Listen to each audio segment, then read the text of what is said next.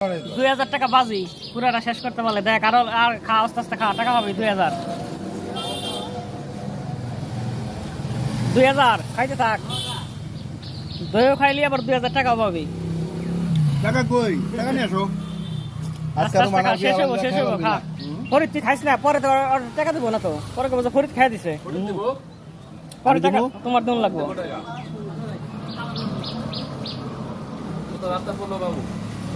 কোনটা খাস না কাকে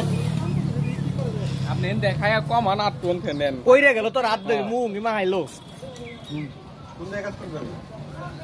তুমি আবার আর সামুদ্রা শেষ করতে সময় লাগে